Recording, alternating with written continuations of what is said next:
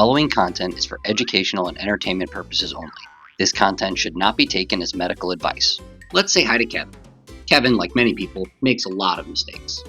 He's about to make two. The first is putting this cotton swab way too deep in his ear. And the second was ignoring his wife. She already told him to throw those things away.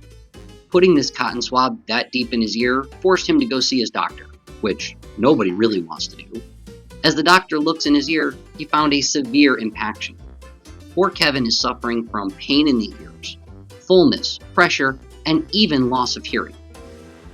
The doctor needed to use the manual tools, including a curette, alligator forceps, and even water irrigation to get this impacted wax out of his ear.